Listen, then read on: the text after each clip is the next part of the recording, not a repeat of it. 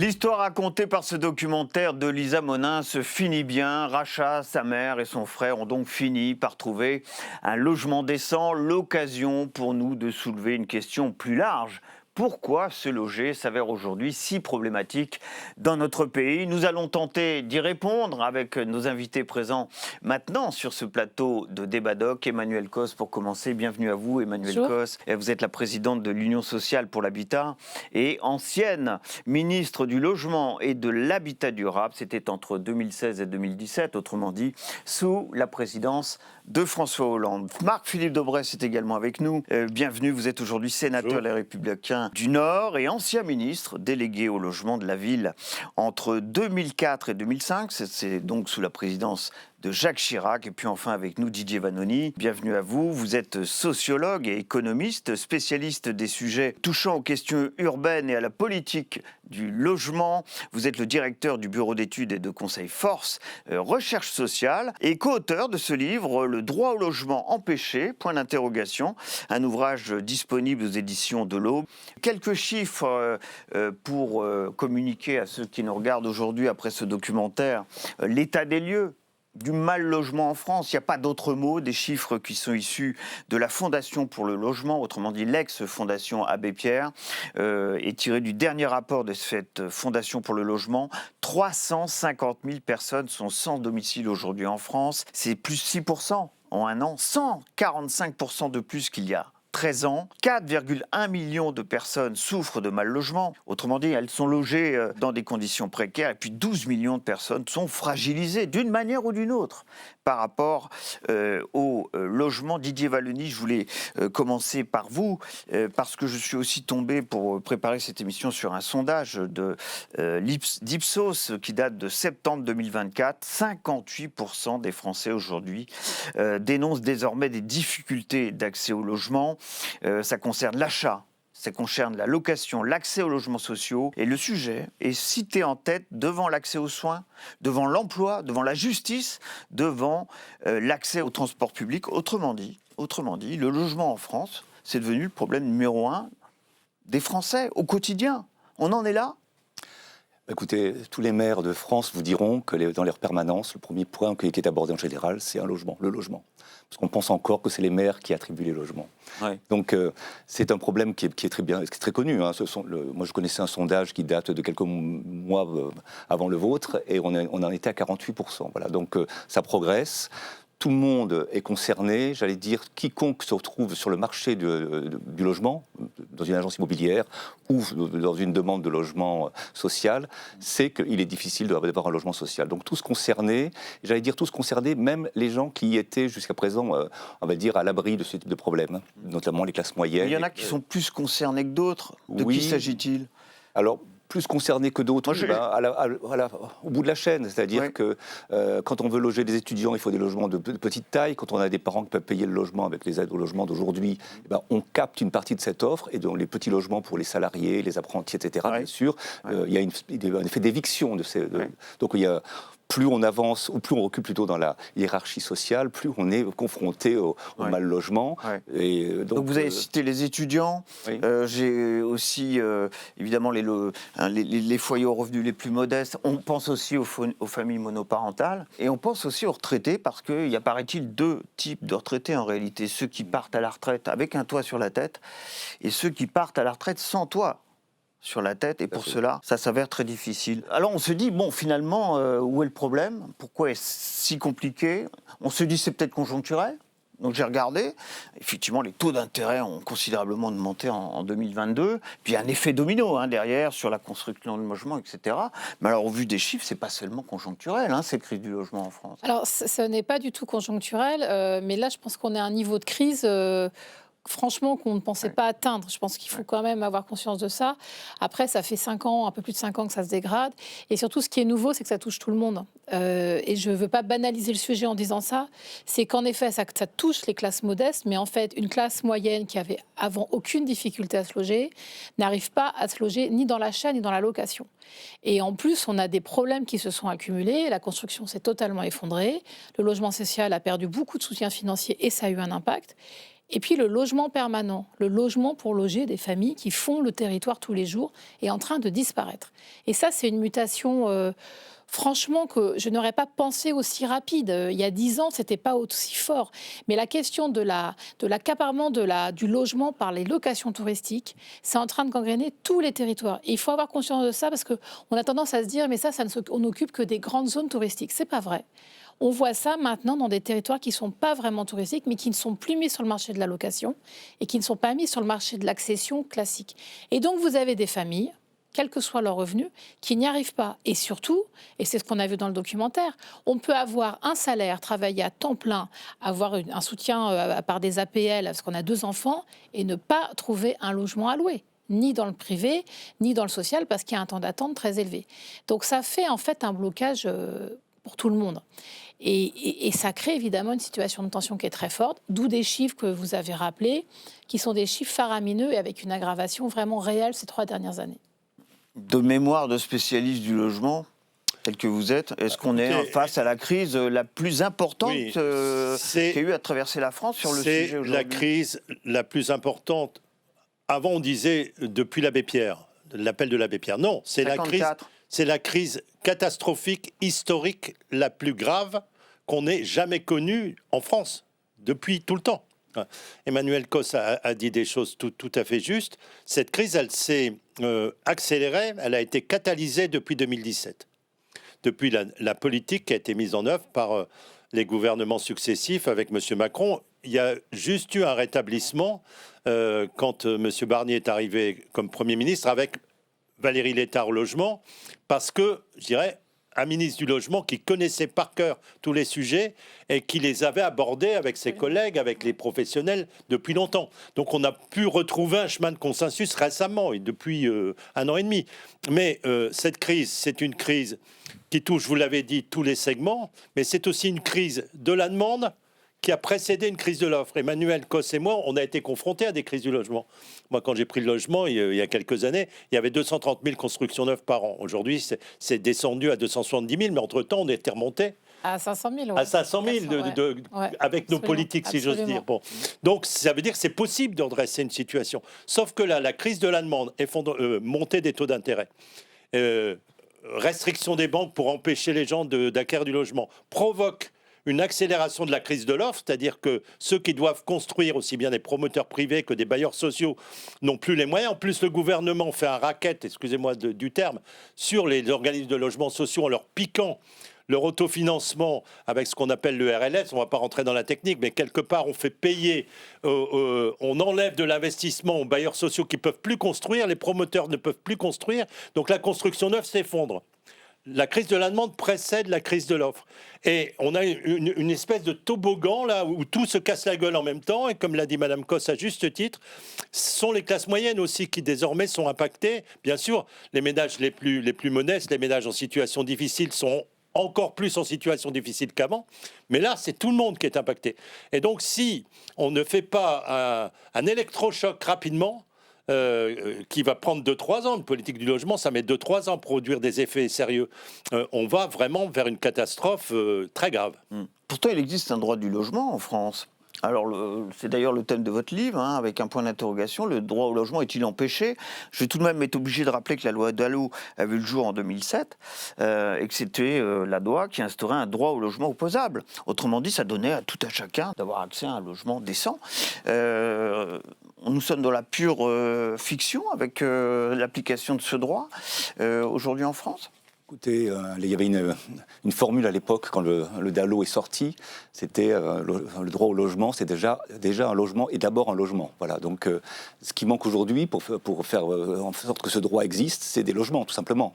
Il y a un chiffre que vous avez oublié de donner qui est important, c'est que comme tout est bloqué, c'est-à-dire les gens ne sortent plus du parc social, les accès dans la propriété n'arrivent pas à accéder à la propriété, c'est 110 000 logements par an qui disparaissent du flux de logements disponibles chaque année sur le territoire. Donc non seulement on ne construit pas, mais comme tout est bloqué, il y a de moins en moins d'offres disponibles. Et vous avez oublié de dire aussi un chiffre qui est important, oui. Les loyers ont été multipliés par 3 en une quinzaine d'années, alors que le pouvoir d'achat, et avec l'indexation des salaires éventuellement, n'a progressé que de 16%. Donc d'un côté, plus 200%, et d'un côté, plus que 16% Le de budget loyer, le budget logement, aujourd'hui chez les Français, c'est le budget numéro 1. Oui, dans le budget d'une famille. Et plus les gens sont défavorisés, plus qu'on appelle le taux d'effort est important. Aujourd'hui, les gens les plus modestes payent jusqu'à 40% de leurs revenus. Donc on est au-delà des 30%, très largement. Un fameux 30%, un tiers des revenus consacrés au logement. Y compris avec des aides au logement d'ailleurs. Donc on limite le chauffage, on limite tout ce qu'on peut limiter. C'est là qu'on voit aussi d'autres formes de précarité apparaître. L'aide alimentaire n'a jamais autant progressé, par exemple. Voilà. Ouais. Donc l'aide alimentaire, c'est ce qui reste quand on... Enfin, c'est ce à quoi on recourt une fois qu'on a payé le reste, quoi. Et quand on a payé l'électricité éventuellement, puis son loyer. La loi Dallot, elle a tout de même eu un impact, des résultats. J'ai les chiffres sous les yeux, je ne voudrais pas qu'on en cite deux trop dans cette émission. Elle est fondamentale. Elle est fondamentale.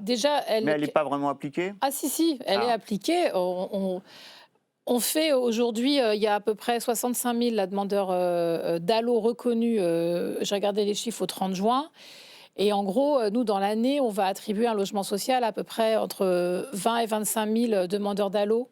Oui. C'est très peu par rapport à la demande globale HLM, mais ce qui, pour les militants du droit au logement, pose problème, et je le comprends tout à fait, c'est qu'on pourrait se dire, si on n'a que 65 000 ménages Dallot, pourquoi on n'arrive pas à les reloger dans l'année à 100%?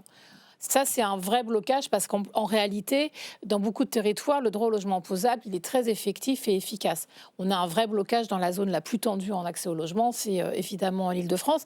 Mais le droit au logement opposable, c'est un petit bout juste du droit au logement, parce que le droit au logement opposable, c'est pour des situations vraiment désespérées, très difficiles, avec des gens qui sont en urgence totale. La question, c'est qu'à côté des demandeurs Dallot, on a des tas de ménages qui sont en besoin. Ceux qui se retrouvent à la rue, ceux qui se retrouvent... on les sort de leur logement parce qu'il va être mis à la vente. Celles et ceux qui cherchent une mobilité professionnelle qui n'y répondent pas parce qu'il n'y a rien à louer. Il faut bien comprendre en fait que... et c'est pour ça que les chiffres de la Fondation Abbé Pierre sont très intéressants, c'est qu'on parle bien de tous les gens qui ont une fragilité dans le logement, c'est-à-dire des gens qui sont en grande difficulté pour en fait faire leurs actes de la vie, chercher un boulot, aller faire des études, rejoindre des proches. Et vous l'avez dit tout à l'heure, l'indicateur sur les seniors, moi, je pense, c'est très, très révélateur. Maintenant, nous avons à peu près 10 à 15% des attributions dans le logement social qui sont faites à un public senior qui rentre pour la première fois dans un logement social. Donc, c'est des gens qui ont souvent travaillé, qui ont une retraite modeste et qui cherchent un logement avec un loyer correct. Et cette demande, elle a fortement progressé. Et enfin, il y a une chose qui explique peut-être aussi le niveau de la crise, c'est que notre société est en train de complètement muter dans ses modes de vie, et notamment les gens vivent de plus en plus seuls. Donc souvent un seul adulte, parfois avec des enfants, et c'est les familles monoparentales. Moins de cohabitation, davantage de séparation. Beaucoup de gens qui vivent seuls. Nous, aujourd'hui, 55% de la demande HLM, c'est une personne seule, et 25% sont des familles monoparentales. Et pourquoi je vous dis ça ? Ça veut dire que dans un ménage, vous n'avez plus qu'un seul revenu pour payer un loyer. Donc ça veut dire aussi que vous avez besoin de trouver un logement à louer ou à acheter qui corresponde à cette capacité de financement, et elle est faible. Et ça explique pourquoi il y a autant de gens qui sont en difficulté. Pourquoi y a-t-il aussi un gros problème pour les populations les plus concernées dans le logement social ? Alors, je vais dire les choses très simplement, les HLM, les choses ne sont pas aussi simples que ça dans le logement social. Néanmoins, là, il y a un vrai problème dans le logement social. Expliquez-nous où est le problème entre la demande et l'offre aussi, là. Quand on a fait le droit au logement opposable, j'avais dit il faut d'abord faire le droit au logement effectif. C'est-à-dire que, on vient de le dire les uns et les autres, la construction neuve s'est effondrée. Là, on est dans une crise sans précédent. Il y a des chiffres depuis 2 ans où c'est divisé par 6, le nombre de constructions. Il y a des endroits de France, dans ma région en particulier, où il ne se passe rien. C'est une chute vertigineuse. Donc, comment voulez-vous assurer un droit au logement si vous n'avez pas de logement à fournir ? Et notamment pas de logements sociaux, j'en reviens. C'est parce que les logements sociaux, les logements sociaux remontent un tout petit peu. Ils remontent un tout petit peu. On était il y a quelques années à 72 000, ce qu'on appelle des agréments de logements sociaux. On va être au-dessus de 100 000 cette année parce que les autres segments se sont effondrés. Moi, à la fin du plan Borloo, on était à 120 000 logements sociaux. Ce qui est le bon chiffre, c'est 500 000 logements, 500 000 constructions neuves, et c'est 120 000 logements sociaux pour arriver à faire quelque chose. Bon, on remonte un peu sur les logements sociaux. Mais l'autre chiffre que vous n'avez pas donné, c'est le chiffre de la file d'attente. C'est-à-dire que moi, quand j'étais maire, on avait un an et demi d'attente pour avoir un logement quand on était une population normale qui avait déposé sa demande. Aujourd'hui, dans la métropole lilloise, c'est 5 ans. 5 ans. Ça veut dire que les gens qui y sont ne bougent pas parce qu'ils regardent le marché autour, ils ne trouvent pas quelque chose d'accessible financièrement pour eux. Ça veut dire, Emmanuel Cos l'a dit, que le nombre de gens qui demandent est beaucoup plus important qu'avant, notamment les familles monoparentales et la décohabitation. Enfin, le changement de société, qui est un changement structurel, n'a pas été accompagné par les gouvernements depuis 2017. Pire, ils ont fait des politiques à contre-courant de ce qu'il fallait faire. Donc on a provoqué l'effondrement. Et donc évidemment, on a des gens qui veulent rester, qui ont un logement social, qui veulent rester dedans, parce qu'ils ne trouvent pas à l'extérieur de quoi faire. On a une population de seniors, d'étudiants, de familles monoparentales qui monte. Donc on a une demande beaucoup plus importante et on n'a plus de construction qui se produit. Ben voilà, vous avez la réponse à la question. La loi SRU, autre marqueur législatif, 2000. Donc on a 25 ans de recul maintenant. Est-ce que ça a porté ses fruits? On va rappeler de quoi il s'agit. Il s'agit d'instaurer un quota entre 20 et 25% de logements sociaux dans quelques 2000 communes françaises sur les 35 000 communes que comprend notre pays. Est-ce que cette loi, 25 ans après, a fait ses preuves? Est-ce que les communes jouent le jeu? Oui, bien sûr. C'est pas discutable, elle a fait ses preuves. Ça a contribué à améliorer un tant soit peu les situations ou pas? Imaginez s'il n'y avait pas eu la loi SRU. Donc, non, et en plus, ça fait la preuve que l'on peut avoir une politique coercitive. C'est-à-dire qu'on est dans l'incitation, on a des aides au logement, on peut, des aides à la construction, on peut aider le secteur HLM, mais en France, on a du mal à être un peu coercitif pour les collectivités, les acteurs qui ne veulent pas faire ou qui ont des comportements ségrégatifs. Donc la loi SRU, c'est ça, c'est imposer une règle simple, observable par tout le monde, pour donner l'obligation de faire. Par exemple, les PLH, aujourd'hui, les plans locaux de l'habitat, qui donneraient normalement la feuille de route au territoire pour construire ce qui est nécessaire pour loger les habitants d'un territoire. Aujourd'hui, les PLH ne sont pas suffisamment coercitifs, en tout cas incitatifs, avec quelques effets de cadrage importants. Donc, je pense que la loi SRU est la bonne voie pour ce qu'il faudrait aujourd'hui pour sortir de l'ornière. Parce qu'en fait, vous le dites, on a arrêté en 2017 ce qu'il fallait faire pour répondre aux besoins, mais il faudrait trouver maintenant l'acte 1 de l'effet levier pour déclencher quelque chose, parce que c'est pas en disant il faudrait relancer, on va aider un tel, non. Surtout, on va fluidifier le parc social, c'est la très mauvaise nouvelle, ça. C'est-à-dire il faudrait faire sortir les gens qui sont dans le parc social pour loger d'autres personnes, et ils sortiraient pour aller où? Dans le parc privé qui est accessible. Je suis en désaccord, moi, avec ça. Ah bon? Je suis en désaccord, je suis en accord avec le fait que la loi SRU, je sais, j'ai été ministre à une époque où on l'a accompagné. Au début, a été tout à fait utile, bien sûr, parce qu'il y avait des communes qui avaient des taux de logements sociaux qui étaient inférieurs à 5% et qui voulaient surtout pas ne rien construire, voulaient ne rien construire du tout. Donc, elle a eu un effet dans les premières années important. Par contre, à un moment donné, lorsque le maire, moi, j'ai été réélu sénateur il y a 2 ans, au hit parade des sujets que me posent les maires, c'est 1, la loi SRU, il faut arrêter tout ça, et 2, la loi ZAN, zone zéro artificialisation nette, qui enlève du foncier pour construire pour la transition écologique. Il faut arrêter tout ça. Donc pourquoi? Parce que les maires disent nous, on est plein de bonne volonté, on veut bien faire. Alors il y a des maires de mauvaise volonté, je ne dis pas le contraire, mais on ne peut plus faire parce que l'offre n'arrive plus pour les raisons qu'on a évoquées précédemment. Donc si vous n'avez pas un ensemble, alors le coercitif, ça marche au début, mais on atteint un taux dans beaucoup de communes de 25% de logements sociaux où il n'y arrive plus. Alors par contre, je pense que Mme Cos me démentira pas. Lorsqu'un promoteur aujourd'hui fait des opérations de logement neuf, obligatoirement, il a accroché à son programme un programme de 25-30% de logements sociaux. Et les logements sociaux sont que quelque part on produit du logement social aussi parce qu'on produit du logement privé. Et ça, c'était une belle dynamique qu'on avait, mais depuis cette crise historique, tout s'est cassé la gueule. Donc ça a un impact aussi sur le logement social. En tout cas, on joue de jeu, visiblement, au regard des chiffres.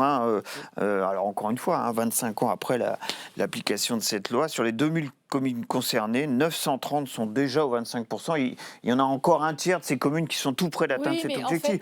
Bon, cette politique volontariste elle a très bien fonctionné. A obtenu quelques résultats. C'est la moitié du logement social qui a été produit en 25 ans, donc c'est considérable. Et surtout, ça a donné l'idée qu'il fallait du logement social partout et qu'on n'avait pas des territoires ségrégés par le haut, par le bas. Donc ça pose aussi des questions d'équilibre, de richesse et de pauvreté des communes. Le problème aujourd'hui, on a les outils législatifs très intéressants, on a quand même une intelligence de ce point de vue-là qui est formidable. Le problème aujourd'hui, c'est qu'on est poussé par personne. Moi, j'ai été élue en 2020 présidente de l'Union sociale pour l'habitat, j'ai rencontré 6 ministres en moins de 5 ans. Qu'est-ce que vous voulez que je fasse de ça? C'est des gens qui ont tous des qualités formidables. Mais comment voulez-vous porter une politique avec des gens qui sont toujours dans l'instabilité, où il n'y a pas de vision et sur lequel, en plus, c'est une politique du temps long, le logement. Mais ça ne va pas s'arranger. Voilà, nous, aujourd'hui, ce qu'on aimerait, je vais vous dire, et c'est un peu ce qu'on a retrouvé avec Valérie Létard, parce qu'elle connaissait très bien nos sujets, et donc on a été très vite à l'essentiel. Moi, j'aimerais une politique valable pendant 5 ans. Il faut comprendre quand même une chose qui m'a à l'époque beaucoup choquée aussi, parce que moi je sortais de mon mandat de ministre, mais en juillet 2017, un des premiers actes du gouvernement d'Édouard Philippe sous la présidence d'Emmanuel Macron, il baisse le nombre d'exigences de logements sociaux pour l'année. Nous, on avait fixé un objectif de 120 000 logements qui était tenable. Dès ce moment-là, l'État dit non, c'est pas la peine, on en fera que 110 000. Déjà là, on est dans l'erreur. Et ça n'a fait que baisser. C'est comme ça qu'en 2023, le logement social n'a lancé que 83 000 logements. C'est le pire chiffre depuis 41 ans. Il faut voir où est-ce qu'on est descendu. Et je vais vous dire, ça n'a fait aucun émoi dans mes interlocuteurs à l'époque, en 2023, au gouvernement, comme si cette crise n'était pas là. Sauf que n'importe qui vit dans un territoire, qui est ancré dans son territoire, il ne voit que ça. Si on s'intéresse aux problèmes de la population aujourd'hui, c'est en effet le logement. Et donc, vous comprenez bien que ce qu'on cherche, c'est d'avoir un autre son de cloche au niveau politique et un peu de pérennité. Et je crois, pour revenir sur ce que vous avez dit tout à l'heure, qu'on en est aujourd'hui à 9 ministres ou secrétaires d'État du logement depuis 2017. Oui, quand il y en a, mais bien sûr. Quand il y en a. Bon, regardez ce chiffre. Je peux compléter une minute? Alors rapidement, oui. Rapidement, pour dire que moi j'ai eu un entretien de 20 minutes en août 21 avec le président de la République, parce que je voyais arriver la crise. Enfin, autrement dit, Emmanuel Macron. Et je lui expliquais tout ce qu'on vient de se dire. Je dis, Monsieur le Président, on va dans le mur. Il dit, vous avez vu mes ministres? Je dis, oui, j'ai vu vos ministres. Il y en a eu 3, mais quelque part, il n'y a pas de prise de conscience. Et il me dit au bout de l'entretien, mais vous n'avez rien compris. Je vais baisser l'argent qu'on donne au logement.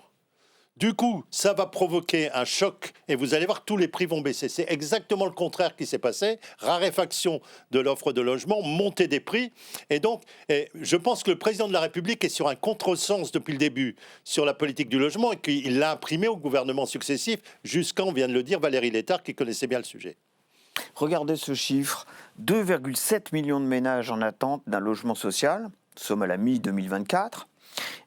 Face à 2,3 millions de logements vacants.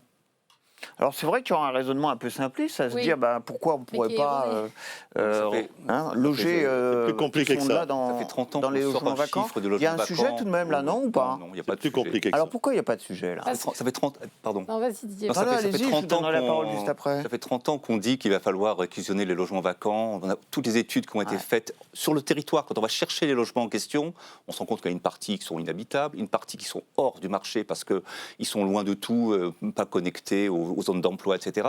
Et puis il y a une partie aussi, le droit de propriété existe toujours en France, avec des propriétaires qui ne veulent pas le faire occuper, ce logement. Donc on arrive ici ou là à sortir une petite dizaine de logements, mais avec des coûts de prospection importants et de remise en état importants. Donc le sujet, c'est pas qu'il y ait 3,3 millions de logements vacants, c'est là-dedans combien il y en a qui sont encore habitables et 2,7 millions de ménages en attente. Est-ce que c'est ces logements-là qu'il leur faut, pas dont ils ont besoin, mais qu'il leur faut pour fonctionner, pour vivre normalement?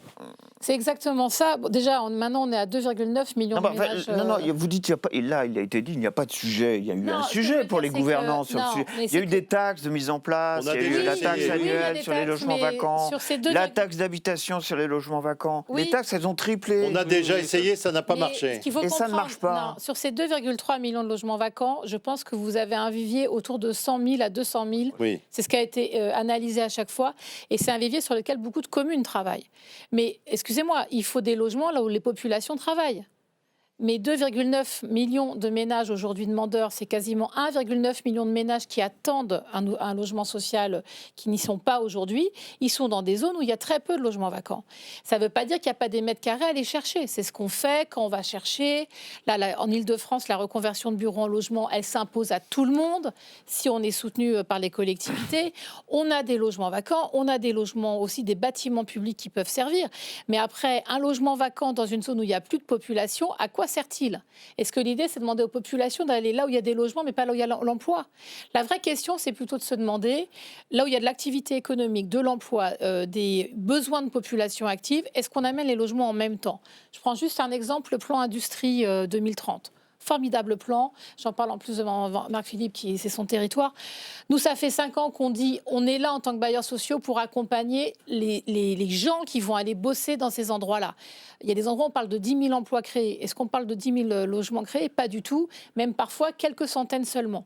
Et vous voyez, la difficulté, c'est comment on arriverait à imposer cette politique qui accompagne l'enjeu économique. Moi, ça fait 3 ans que je dis le plein emploi, c'est formidable, si seulement on a le plein logement.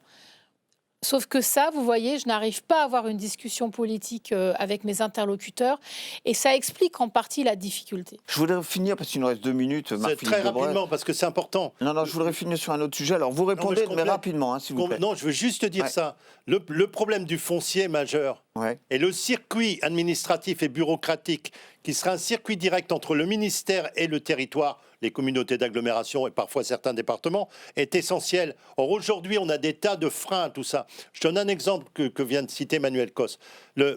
On va réindustrialiser le Dunkerquois. Moi, j'ai proposé de reconvertir des campus commerciaux, les hypermarchés se rétrécissent, pour qu'on puisse créer des quartiers de logements sociaux. On se heurte à un circuit bureaucratique. Et ça veut dire qu'il faut mettre 6 ans pour faire ça. Eh ben, il faudrait faire une loi qui dise, écoutez, vu la crise, en 3 ans, on le fait, parce on va avoir 10 000 emplois qui arrivent progressivement, et on n'a pas de quoi les loger, vous voyez ? Ça sera le mot de la fin. Merci vraiment. Un grand merci à tous les 3 d'avoir participé à cette émission Débat Doc sur ce qui est sans doute le problème majeur des Français aujourd'hui. Le logement, après le documentaire que nous avons eu le plaisir de présenter aussi dans cette émission. Vos réactions, ça sera sur #DébatDoc. Vous serez là d'ailleurs pour réagir à ce que seront ces réactions. À mon avis, elles ne vont pas manquer sur ce sujet-là aujourd'hui. Merci aussi à Félicité Gavalda, Thibaut Brosset-Ekel qui m'ont aidé comme à l'accoutumée à préparer cette émission. Je vous donne rendez-vous pour un prochain Débat Doc. Ça sera bien sûr avec son documentaire et son débat. À très bientôt.